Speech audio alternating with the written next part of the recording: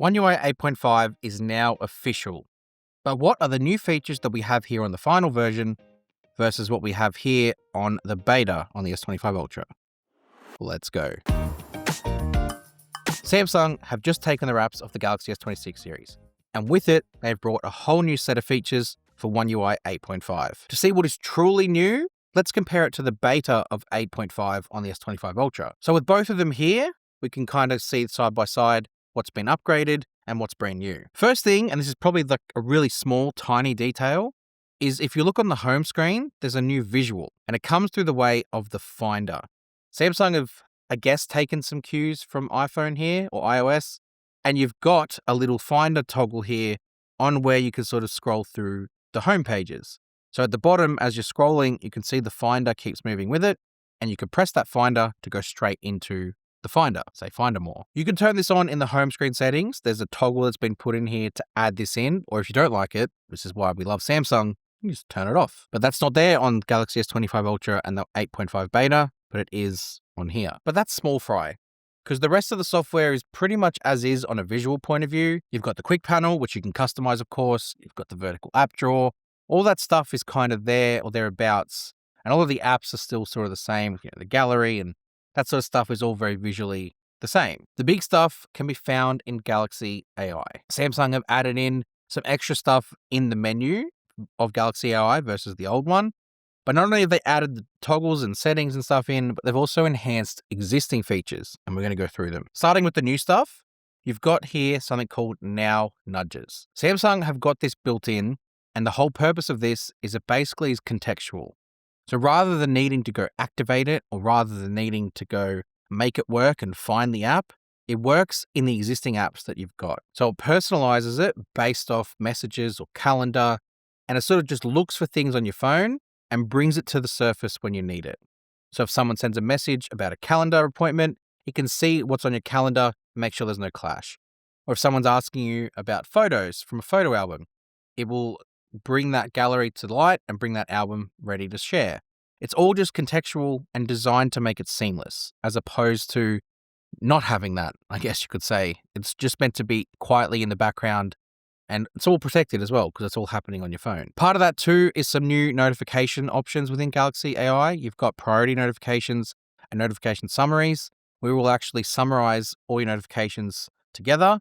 And you've also got priority notifications where it actually will recognize through AI if something is priority and send it to the top. And then we've got some existing features that have been upgraded. First one is right at the top of the screen inside the call assist. It's call screening. Samsung haven't just put this in the same way everyone else has got it. They've actually made it fun and great to use. So let's say you get a call from a private number, which a lot of people don't tend to like. Rather than just miss the call and see if they call back, you can actually get AI to answer it for you. You hit call assist, you hit the call screening, and it will give a verbal prompt on the other end for that person to tell them what they're calling for. They can then verbalize it back, and then it will give you on the screen the text of what's happening. It will keep conversing with that person, and then it'll say at a point, once it's extracted that information, it will say, hold on while I try to connect you. You, as then the receiver of the call, have the option to use type or text. So you can text back your responses to say, I'm not interested, and the AI will respond for you. And then you just hang up. It's all done. It's pretty clever. And I like that way of it just keeping that conversation flow going. And then you don't even have to talk. You can just type if you want to. Non-existent on the current beta of oneui 8.5. Hopefully it will be updated once the final version gets pushed. Something else that's new is to do with generative edit. So Samsung's generative edit feature has always been the best. Now it's gotten even better, if that is possible. Well, it is because it's happened. So with 8.5 beta, there was teasing of an option to be able to text your changes of the photo. If you go into the create section on the beta, it doesn't have the little T, whereas on the final version, it does.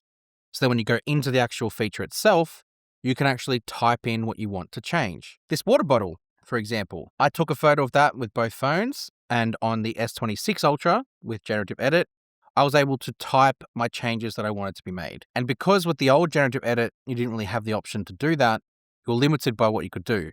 Whereas with the new one, I wanted to make the water bottle blue, and that's exactly what it did. Made it blue. But it's not just about changing the photo with text. You can add in an extra item from your gallery, and then you can describe what you want to happen. So I could say, for example, the buds that I had as a photo, I could say, please put these on the table next to the drink bottle. If it doesn't quite get it right the first time, you can swipe across and hit generate one more. And then often than not, it will add it in properly. And you can actually see it working where it adds in like the shadow and the detail, and it integrates it really naturally into the photo. S25 Ultra currently with One UI 8.5 can only support the create with the pen. So you can only draw on the screen, which is fun, but not to the same level. Further to that too is the style tab. You only used to be able to do it with photos of people or pets. You now can do it with photos of anything. So I wanted to turn that drink bottle into like a fun piece of art. I can select the option of style or photo that I want, and it will change it using AI.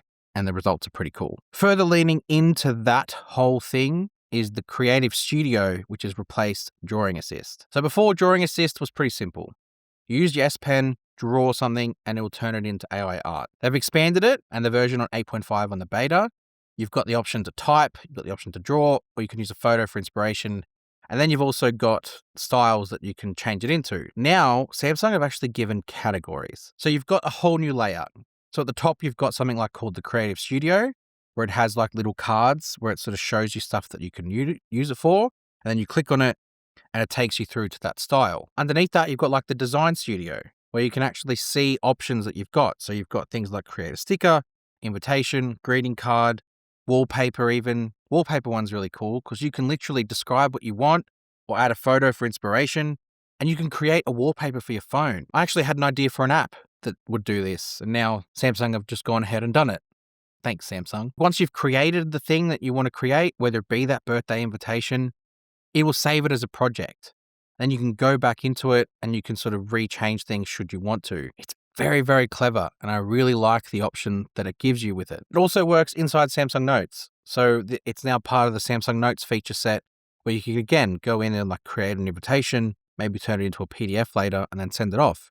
It's a really cool function. And there's even things where it's got like templates, and then you can change the template. So if you wanted to change like a wine glass to a beer, you can do that. I really like it. And it's functional to a point of like, well, you know what? This is how I'm going to design birthday cards for my kids or birthday invitations. Like it. Samsung have also upgraded Audio Eraser. I didn't think I could love this feature more because the way it worked was great. You could audio erase from the gallery with instant audio eraser, and it would just instantly take away any background noise and isolate the voices and make it sound good. Or you could go in and find and control it yourself. Samsung, though, have now expanded it to third-party apps. So the third-party video apps now are supported by it. So they talked about Netflix being supported by it and YouTube. And I thought, how amazing. So I tested it. You go onto YouTube, and in the quick panel, you'll see Audio Eraser YouTube. And you can go to the toggle, and it brings up a list of toggles and settings and sliders that you can adjust the strength of it. And then it gives you the option to just focus on voice too if you've got it turned to the maximum. Just an excellent addition, because you could be watching someone else's YouTube video and they've not done any audio work. I do, so relax. And then it will just completely help make that video sound better. Great feature, great powerful tool. Part of One UI 8.5. The final version. And then the last suite of features is to do with the camera, and it's the camera system features.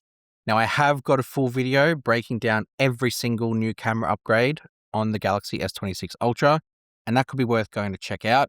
But just quickly, some of the highlights that you'll be excited to find is a new toggle for focusing, where it actually will allow you to adjust the speed and sensitivity of focusing both for photos and videos.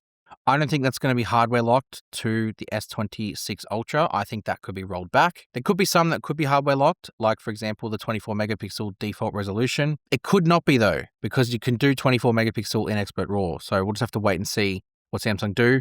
But that's an option in here too, where you can have the default resolution set to 24 megapixel. Samsung also removed night mode from the main camera app, but in Camera Assistant, you can bring it back via a toggle alongside single take and dual recording. So there's some Camera Assistant features that are new that you might be aware of, but you can go watch the full video to break down all of the new camera upgrades here on the S26 Ultra. But as far as One UI 8.5 versions go, you've got the final versus the beta. A lot of the stuff is centered around Galaxy AI. At least for now, that's all we can find. I will spend more time with this though. I will find more stuff and potentially upgrade you when I do a full comparison of these two phones. Take my time with this one. I think people deserve to know the difference between these two phones a little bit more in depth. Make sure you hit subscribe to find that out, because that's going to be coming soon. And I'll see you guys in the next one. You!